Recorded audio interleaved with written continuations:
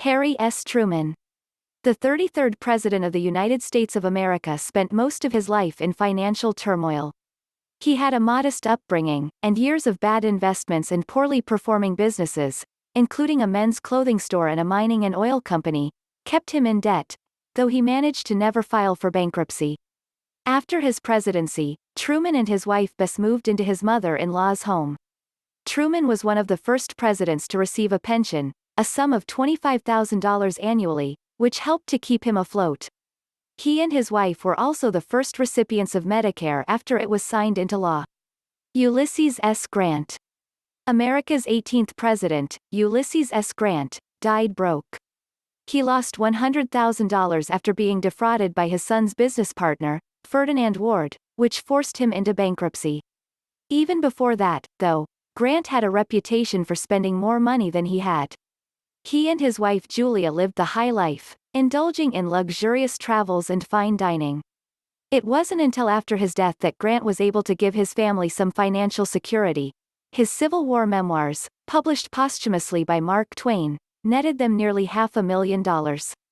William Henry Harrison. Bad luck might be the reason for the financial problems of William Henry Harrison, the short-lived 9th President of the U.S. A career in the Army and then in public service left him little chance to accumulate wealth.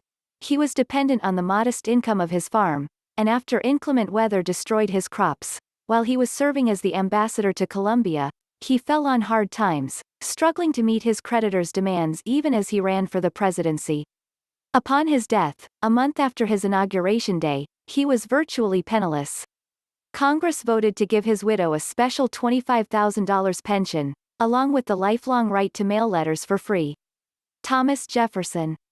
Thomas Jefferson was for much of his life one of the wealthiest presidents of all time. He was born into an affluent family, and as an adult owned a 5,000-acre plantation in Virginia called Monticello, and owned about 200 enslaved people.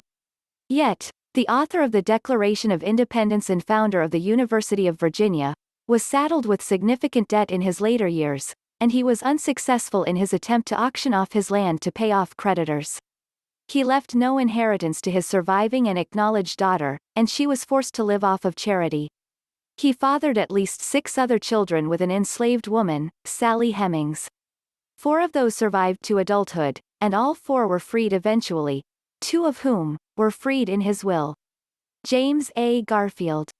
The 20th president was born into poverty, growing up in a log cabin in Ohio with 4 siblings. He worked various odd jobs from carpenter to janitor to get himself through college. Despite passing the Ohio bar exams, Garfield dedicated much of his life to public service and never made much money. He was penniless at the time of his assassination in 1881.